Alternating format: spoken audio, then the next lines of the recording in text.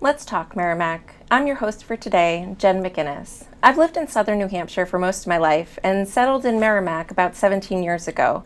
My husband and I are raising our two boys, 11 and 14, in the Merrimack school system. The goal of this show is to talk about things that concern Merrimack residents and to encourage y'all to get involved with the town. Today's show focuses on the election for Merrimack's 8 state house representatives. So for a little context, there are 400 state representatives in the State House in Concord, and Merrimack elects 8 of these representatives each session, so once every 2 years, as the single biggest ward in the state.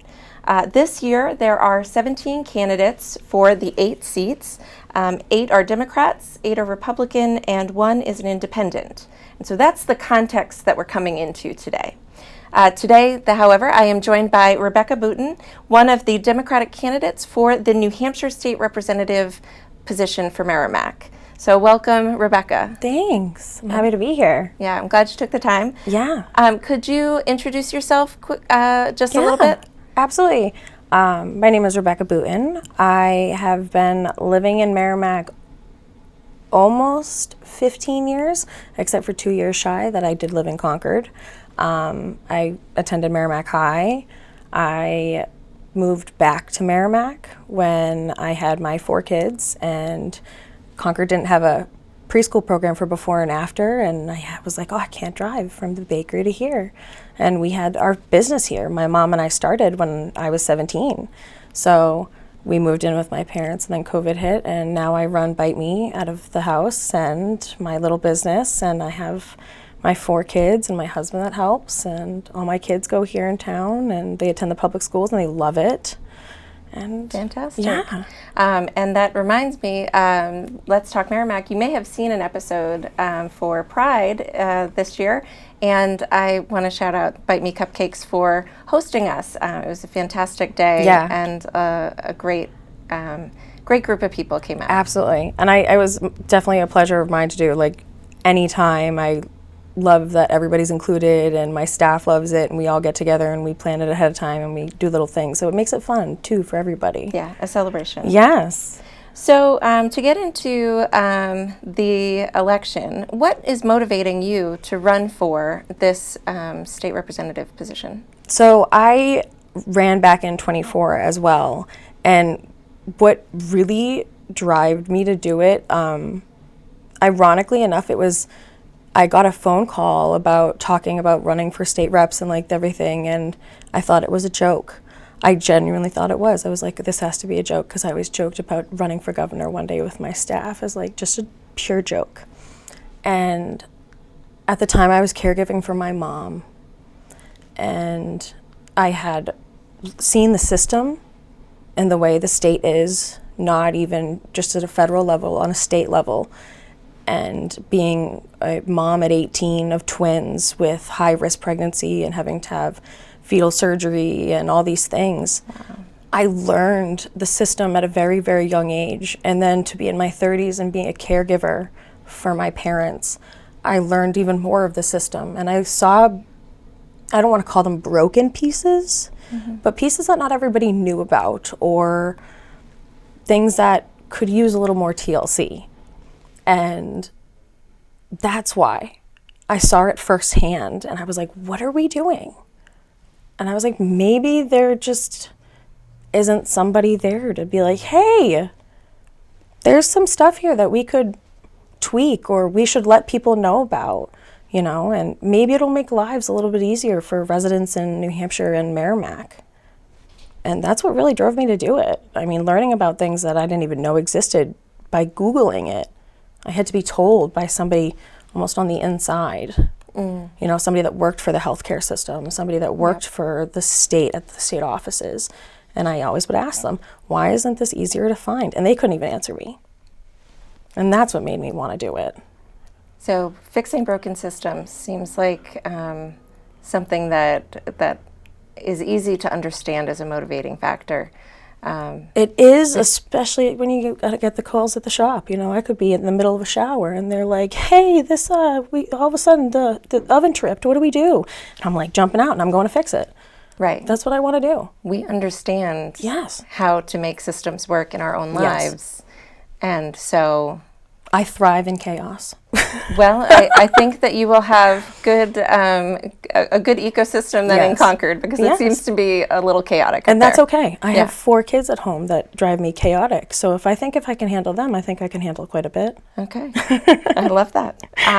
It's a difficult time in politics, whether you're looking at the local, whether you're looking at Concord or DC in particular, right? And Merrimack knows this well. We're a very purple town.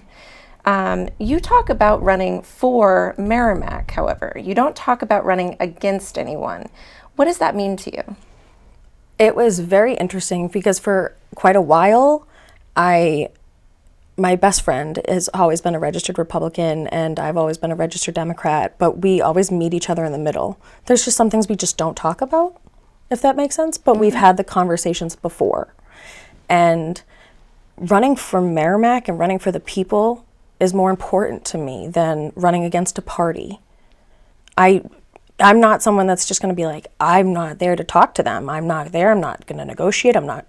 It's not happening. I'm willing to hear them out. We need to bring back a little bit more humanity. And I mean, there's some things that when you look at it, it's just like, huh? And that's the whole point. There shouldn't be a especially when it comes to decent human beings and having the human right and just being able to live our lives.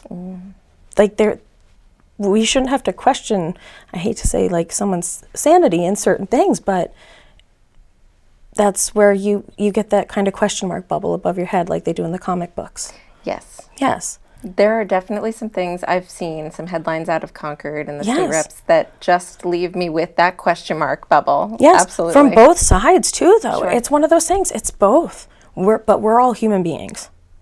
We are all human beings. We all make mistakes. We all say stupid things. We all maybe say one thing and then 2 years later take it back. I know quite a few people. And that's okay. It's okay And to change sometimes your mind. that's room to grow. Exactly. Right? We aren't who we were 10 years ago. My politics aren't the same as they were 10 years ago. Yep. So, Things have when it's- changed in politics that made everybody's mind change. Sure. And it made people have to make different decisions, which then changes your whole perspective. Absolutely. And perspective is important, and humanity. I really like that. Yes. Running for the humanity.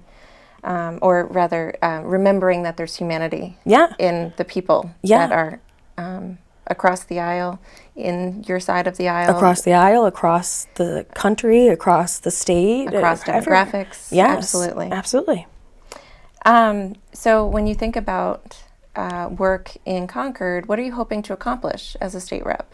So for the start, we talk a lot about affordability and everything and how it's becoming so expensive to not just live in Merrimack, but to live in New Hampshire. And some of the programs that New Hampshire offers, which I've learned about, a lot of people don't know about. There's the fuel assistance program that is through the state, that the income limit's relatively high. It's really not one of those things that's a small cutoff. And I had a friend that her heater was going on her house. She had no idea about the weatherization program that they offered. And she went in and she applied, and they came in and replaced her entire heating system because it wasn't safe enough for them to have it keep going. And she could not afford it. But she had proof that she was a full-time employee. She had a child that was in daycare. She was doing her part as a citizen and as a person and as a mom. But unfortunately, with the way the economy is, she didn't make enough to cover a brand new heating system. Right. But there was a program there that did. And she was so grateful. She was like, I had no idea this even existed. And I think that gap should be bridged a little bit. Like if you're on state insurance, if you don't have a ride somewhere and there's no public transportation, they offer rides. There Absolutely. is a ride share program for that, like to get to the doctors. And that is not talked about enough. And that's a program that money's also going into that then it doesn't get used because people don't know. Yep. That seems like a really important function of state rep. And I'll sidebar here with a story that I was trying to get someone into a a rehab bed in an emergency situation. Yes. And I reached out to my state reps and said, help, I don't know what to do. And they sent me a list of resources. Yes. And so very grateful for that role of a state rep. And it sounds like that's something that's really important to you. It is, because it shouldn't, in my eyes, it should not be a wait till it's an emergency. Yep. Like, it shouldn't. They, when we were dealing with the things with the mortgage and transferring over from my parents to me, there's no reason that I should have had to call the attorney general to be like, what do I do? Because my attorney is even baffled at this situation. Wow. Yeah. Like, that should have been something I could have Googled. Yep. But it was hidden in so many doors, where I think the system just needs to be updated to make it easier to find. Yeah, so transparency and more forward-facing information about these programs. Absolutely. That sounds like an important function. So kind of related to that, but what's something about state government that maybe people don't realize could actually help them? One of the programs that I had no idea about, and it's so hard to find things on, is when my mom was sick and my husband had left his union job to stay home with the kids and help me so I could become her full-time caregiver. We took a significant income change. And one of her PT specialists came in and she told me that New Hampshire had a program that you could apply to be a full-time caregiver, and it would be a set hourly pay for set hours a week, and you could have it as income. And I was very unfortunate to lose my parents young, but I have several friends that, like, they would happily leave their job if their parents got sick, knowing there was a program that they could become their parent full-time caregiver. I think there's a lot of us who would.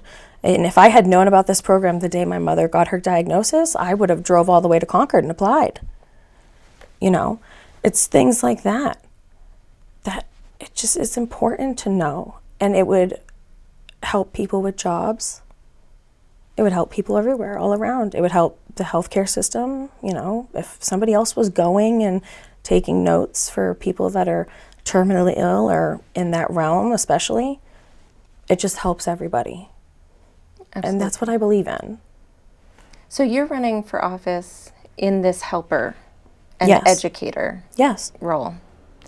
I know that this might be a good time then to ask you about your FAFO slogan. So we all know, obviously, or most of us, because I have learned some people don't actually know what it means. Most of us know what the actual FAFO means. And it did take me several acronyms to figure out another way to put it. But finally acting for ourselves became bigger, because it wasn't finally acting for myself. It's ourselves. I want to help everyone I possibly can. I joke that, like, my compassion is my biggest weakness, that, like, I could hate you with all of my being, but if you knock on my door at 2 a.m. needing a shoulder to cry on, I am that shoulder. And that is what it is. I am willing to stand up and be that voice for women, men, children, different communities, different races, and no matter what. Because that's what we need. Sometimes we need somebody that just doesn't really care that much anymore. They don't care what their reputation is kind of going to hold, to be like, hey, this is wrong, and we need to fix it. Because look at the damage it's doing. So someone maybe who cares too much, but what they care about is speaking truth to power and not what other people think about what they're saying. Correct. Yeah. I remember I dyed my hair pink and my mother looked at me like I had 3 heads. Mind you, this was a woman that used to dye my hair for me, but she would never allow me to do any special colors. I came home with teal extensions once at 17 and I thought she was going to kill me. It was all a joke. But when I was, like, in my early 30s, I was like, that's it, I'm doing it. And I walked into her house and she was like, what did you do? I was like, don't you love it? And people thought I was younger, and she was like, this isn't even fair anymore. And then she dyed all her gray back brown. And I said, You sure you don't want to go pink? That would be great. Matching pinks. Right? Yeah. Exactly. Yep. Affordability. So switching gears a little bit. Affordability is top of mind. Whether you're old or young, a renter or a homeowner, singles, families. How does affordability play a role in your goals for this position? So, to me, affordability means a million different things. Sure. I mean, affordability is your taxes. Can you afford your bills on your home, on your taxes and all that? Affordability is, can you afford to work the job that you are actually happy at?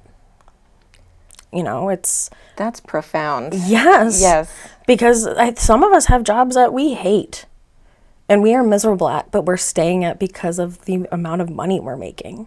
Or the benefits, right? Exactly. Yeah. My friend who's a hairdresser, she is going through that whole process, but she had to put that on the back burner because she's a single mom and go back to working Lowe's Pro because that paid her more full time. And she was like, shit, you know, she was like, this is going to pull my income back. So I'm going to have to step back from doing what I love. And I'm like, that really stinks, dude. It does. And it ties into the mental health portion too, because then it's like her mental health was really down for a little bit. And if you're not in a good headspace, you're not going to go to work and like do your job really well. You know, they tell you, I grew up on that, you leave it at the door. You leave it at the door. And it's like, you can't just leave it at the door sometimes. Yes, that kind of suggests that there's humanity we can just take off. Yes, like a switch. In order to do a job. Yeah. Yeah. And that's not being human. Right. So I have a question, or I have a few questions, if you would indulge me with a lightning round of get to know you type questions.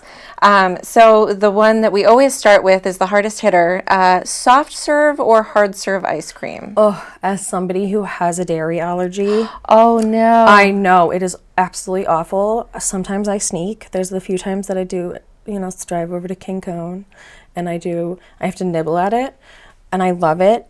So, but I would have to say hard because that is typically all that's available. So, you know, dairy free. My father-in-law owns an ice cream shop in Milford, and he makes a wonderful dairy free ice cream. He'll like drop it off at my door sometimes. I'm like, thank you. Oh, so that's much. beautiful. Yeah.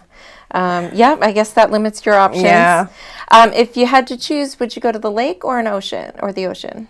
The ocean. Okay. Yes. My mom always was a very big believer in how the salt water can heal so much. And when I was little, I used to love when you go on the boards and you go through the waves and then you go home at night and when you fall asleep, you could feel like you were still on the waves. Yeah, absolutely. And that was like a calming for me. That's beautiful. Yeah. Sunrise on the beach is, I think, I have not most experienced beautiful. it. Oh, okay. I have not, but I have heard. I have one of my staff. I'm an early riser. Yeah. And so coffee and a sunrise on the beach, I'm in heaven. That would be beautiful. Oh my goodness. Yeah. I'm jealous. Do you have a favorite sport? So I was actually a competitive figure skater for 25 years. That's super cool. Yeah, from age 3 all the way up until 28, up until I had Corey. Wow. Yeah. That's I did amazing. Pairs, synchronized, solo, dancing, the whole shebang. Yeah. Well, Yeah. okay. I give props to everybody who does it. I'm like, oh, that took a lot of popping your hip out. I know what it feels. Would imagine. Yeah. I can skate just barely. I stay upright. So I'm happy to teach you if you want. It's fun. Okay, I will consider it. I promise. It's not as bad as you think. Okay. I'm encouraged. There Thank you go, right? Do you have any pets? I do. I have 3 cats and 3 dogs. Wow, full house. I do. I have a full house. I have my 3 little black kitties, and I have my mom's dog, Sika, she's going to be 17. Oh. Yep, she's a Klekai, and I have my 2 huskies. I have one that's a tripod and one that I call him my donkey. He is nothing behind the eyes. He's like a panda. I love him. He's a big cuddle bug. Okay, that's beautiful. Yeah.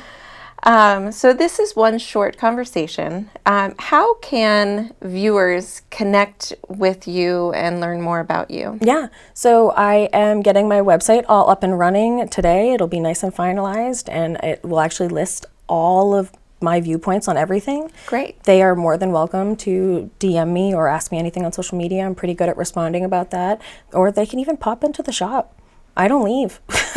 I live there. Live it, bite me. Yeah, so they can just pop in to bite me, and if they want to even talk and sit down and have a donut and like a lemonade and be like, hey, I need to talk to you about your views on some of these so I can understand you better, I'm more than happy to do that. Well, we know where to find you then. Absolutely. I think we can also find you on Facebook. Yep. Rebecca Boutin for state rep. Yes, I something believe. Like that. Yes, if you just search Rebecca Boutin, it actually typically comes up. Yep, and I'll be sure when we get this onto our socials that we Perfect. Yes. connect people there. Fantastic. Is there anything you want to leave people with as we wrap up?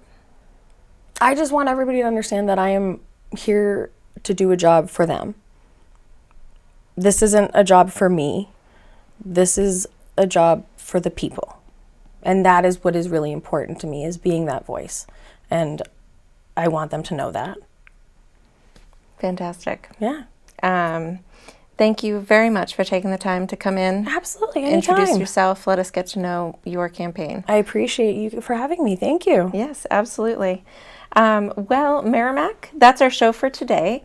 We would love to hear from you, feedback about episodes we've aired, or ideas for future show topics. You can reach us on by email at talkmerrimack@gmail.com. And you can also follow us on socials. We're on Facebook, Blue Sky, and YouTube at Talk Merrimack. And that wraps us up for today, but thanks for tuning in. I look forward to our next conversation.